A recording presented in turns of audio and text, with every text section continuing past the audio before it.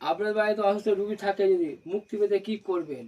এই পূর্ণিমাতে ওনার নামে পুজো দেবেন। মায়ের মন্দিরে বা নারায়ণ মন্দির, রাধাকৃষ্ণ মন্দির, মহাদেবের মন্দির, আপনার বাড়ির আশেপাশে যে কোনো মন্দিরে নিত্য পুজো যে হয়, প্রতিদিন যেখানে পুজো হয়, সেখানে তার নামে পুজো দেবেন। হ্যাঁ, আর সেদিনকে বাড়ির যতজন মেম্বার আছে সবাইকে সেদিনকে নিরামিষ খাবেন। হ্যাঁ, নিরামিষ খেয়ে পুজো দেবেন।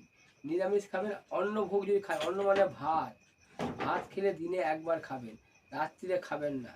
আর যে রুগী আছে বাড়িতে, হ্যাঁ, শুয়ে শুয়ে আছে বা বছর পর বছর ভুগছে, সে ভালো হচ্ছে না, হ্যাঁ, তার জন্যে পুজো দেন। বাড়ির মঙ্গল হবে, বাড়ির দুশ্চিন্তা কেটে যাবে, সে মুক্তি পাবে। 100% বলছি। আর এই এই যে মাঘী পূর্ণিমা, এই মাঘী পূর্ণিমা সমস্ত সাধুরা মুনি ঋষিরা এই মাসে ধ্যান জপ করেছে, সিদ্ধি লাভ করেছে, সেই জন্য এই মাসটা মধুর মাস। মধুর মাস। এই মাসে যে কোনো রোগ রোগ দুঃখ অশান্তি যা কিছু মনে আছে, কষ্ট দুশ্চিন্তা, যে কোনো জিনিস সব ভালো হয় এই মাসে। আর এই মাসে পূর্ণিমাতে আপনাদের বাড়ির মঙ্গলের জন্য যদি করেন, পুজো দেবেন, বাড়ির ভালো হবে, মঙ্গল হবে। হ্যাঁ, আমার নাম বাবা পূর্ণানন্দ বলছি। নতুন ভিডিও পেতে গেলে, ইউটিউবে সাবস্ক্রাইব করুন, আবার নতুন করে ভিডিও পাবেন। হ্যাঁ, আর সকলের মঙ্গল কামনা করছি ভগবানের কাছে। হ্যাঁ, আমি এই পূর্ণিমাটায় আমি বলছি সবার ভালো হবে। আর এই যে পূর্ণিমাটা, এই মাঘ মাসটা মধুর মাস, এই মাসটা আর দ্বিতীয়বার আসবে না, বছরে একবার আসে। বাড়ির মঙ্গল কামনা হবে। হ্যাঁ, সবার মঙ্গল কামনা পূর্ণ হবে। 100% বলছি।